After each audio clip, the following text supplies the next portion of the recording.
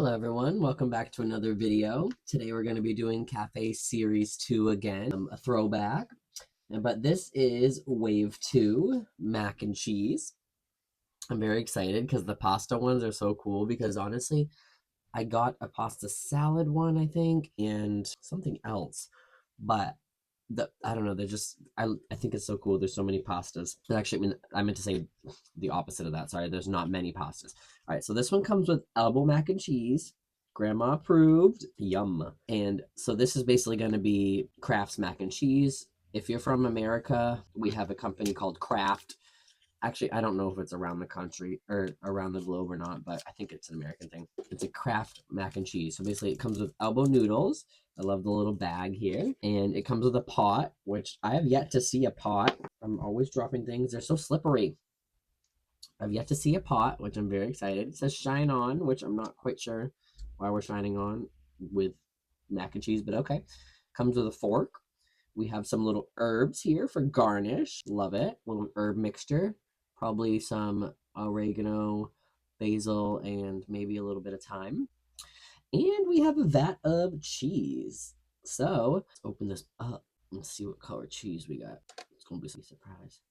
Okay, so that's like neon cheese. So yeah, this is definitely gonna be like a Kraft's mac and cheese. If you know anything, it's delicious, but it's definitely like fake chemical cheese. And honestly, they changed the recipe for after a while.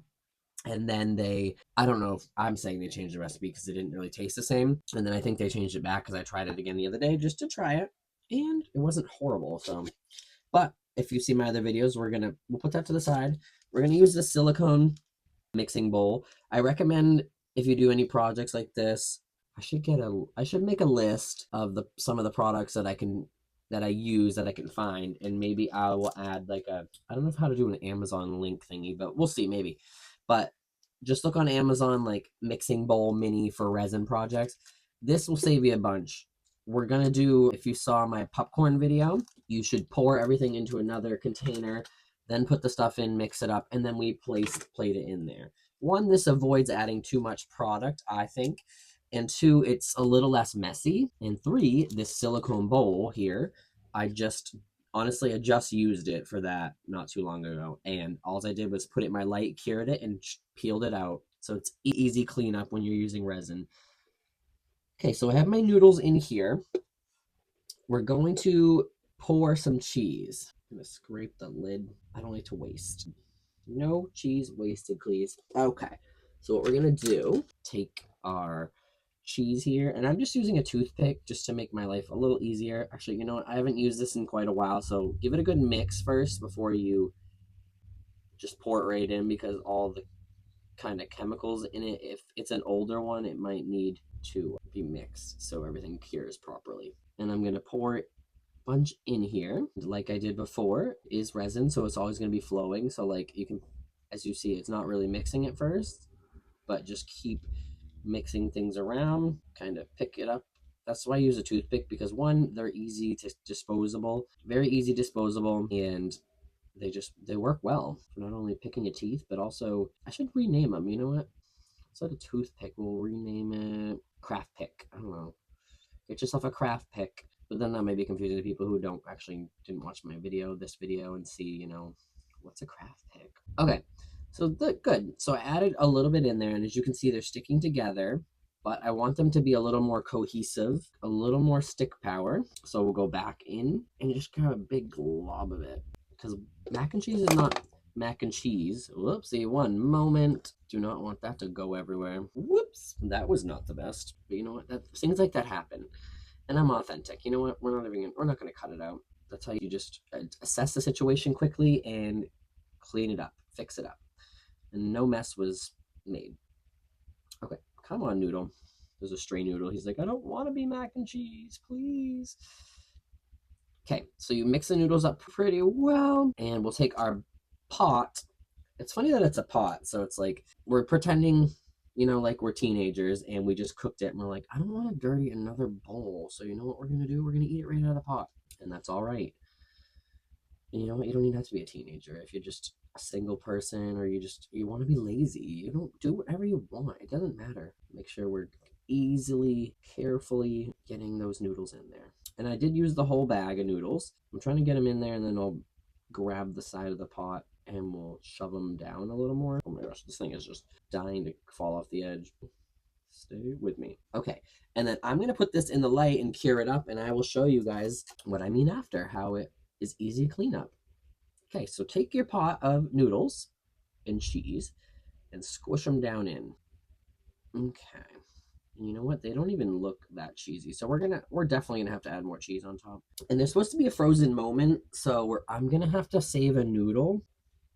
Come on. I want to save a noodle on the side so that I can put on the fork after to make it like a dippable frozen moment. And hopefully that works. We'll see. Actually, right now, like that right there. I don't know how I'm gonna do it. We'll see. I'm gonna set that down real quick. Okay, sorry. This is making the video too long.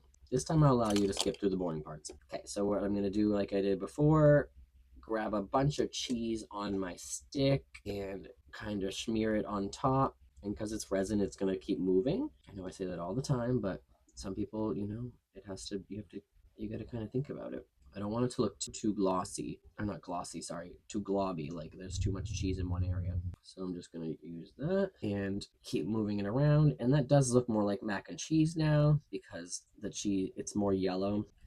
All right, I think that looks pretty good. We're gonna put some herb, and actually before I cure it completely, to do the frozen moment, I have an idea.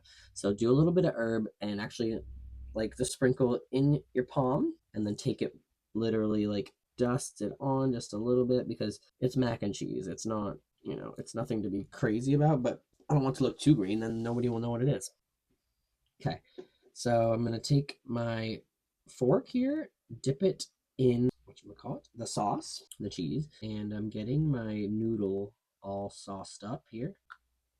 I'm getting my light ready because I'm gonna have to dip it in here again. Hopefully I don't lose the noodle. I put too much. Darn it, too much sauce. Okay, so it's gonna start to drip down. And with our luck today, hold that for a second. Let me wipe my finger. It actually is pretty slow. So this might be easier than we think. Okay, so I need to add just a tiny bit of herb on it. All right, I was trying not to add too much, but actually I think I did. Okay, so it's kind of dripping down the bottom. You know what? We're gonna go in here with the toothpick. This is kind of more, it's science, people. I'm gonna add a bunch on there, and I'm going to touch it to where I want it. Touch it to where I want it here, and then lift it. Touch it to where I want it, and give it a second to set in, and then lift it. We're kind of doing the magic. Okay, so if this isn't a frozen moment, I've never seen one this good before. Look at this. It's literally holding on by that tiny piece of thread there. That is so funny. Okay, so what we're gonna do is take a little more cheese and go in here and drizzle it down. Gotta drizzle it around it because I'm gonna just cure it over here real fast. Okay, and then I'm gonna add just a little more to the back here to reinforce that. Okay, so that is so cool. So there's our mac and cheese with a frozen moment. And actually, I think I did pretty well with the placement and the angle. I'm going to give it a full cure, and then we'll do a product shot after. But I hope you guys enjoyed, and I hope you like my little tips and tricks to how to do some things. Thank you guys once again. Please like, comment, and subscribe, and I will see you in the next video. One last thing, sorry, I did say that I would show you this. So I put this in the light while we were doing the video, and look how easy this is to cure it and take it out of there. And look at it, it's all cleaned up. Give it one little more cure, and it'd be perfectly fine to use again. Thank you guys so much, and I'll see you in the next one.